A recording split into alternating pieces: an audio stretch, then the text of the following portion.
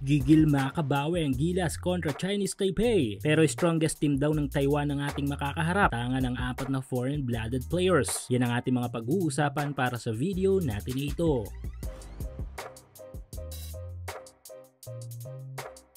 Gilas Pilipinas versus Chinese Taipei. May kukonsiderang rematch ito ng both teams mula sa last FIBA window na ginanap nitong Pebrero ng taong kasalukuyan. Matindi nga ang ginawang upset sa atin ng Taipei sa laban na yon. Kung sana'y matapos natin dumaan sa disappointing mga friendly games ay naituloy-tuloy ang ating mga talo. Sa part naman ng Gilas ay naging matinding wake-up call naman sa atin ang event na yon. Kung sana'y napauna na nga ni Coach Tim na ang focus natin sa mga time na yon ay this Asia Cup Championship. Kaya suspecha ng marami ay hindi tumodo ang ating national sa mga laro, including nasa New Zealand. Pero dito sa Asia Cup Championship ay tiyak na magiging ibang usapan na kung sana'y 100% ang pagiging seryoso ng ating pambansang kupunan. Sa huling ensayo nga nila kahapon ay full force ang ating national team sa pagpulido ng kanilang mga plays. Kung sana'y umabot pa nga sa point na even ang mga coaches natin ay sumali na. Tanda nga ng pagkagigil na makabawi dito sa team ng Chinese Taipei. Base pa rin yan sa pagkakatalo natin sa last FIBA window. Good thing din ang talong yon kung iisipin dahil nga tila naging gasolina yon upang mas umapoy pa tayo para dito sa Asia Cup Championship. Pero mukhang hindi magiging madali para sa ating national team ang laban na ito. Kumbaga,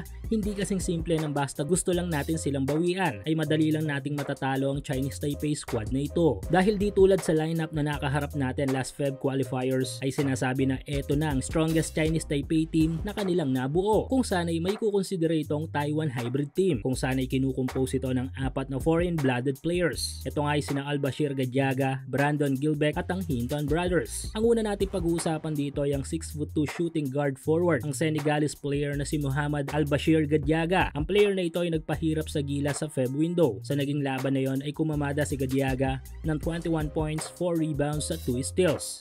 Grabe ang pagiging aktibo sa opensiba ng player na ito. Kung sana ay tipo ito na malalaro na kapag napalingat ka lang sa depensa ay tiyak na malulusutan ka na agad. Dahilan kung bakit 2 beses ito naging MVP ng T1 League ng Taiwan. Pagkatapos ang naging kontrata nito sa Japan B-League ay balik sa Taiwan si Gadiaga. Kung sana ay lumalaro ito sa Taiwanese Professional Basketball League. Best defender dito ay si Newsam, Perez at Thompson. Sunod ay ang 7-footer American player na si Brandon Gilbeck.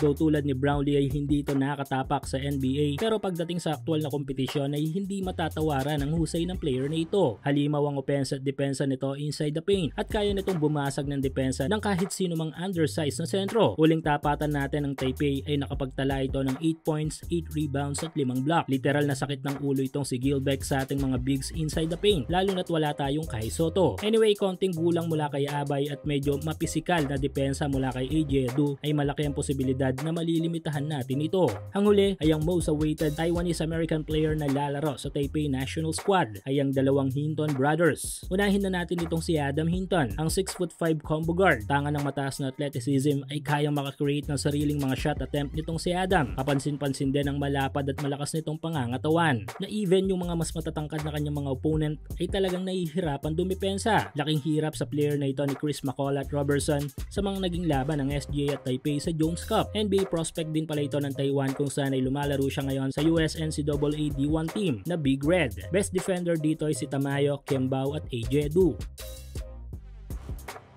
Ang huli ay si Robert Hinton. Same height kay Adam na 6'5".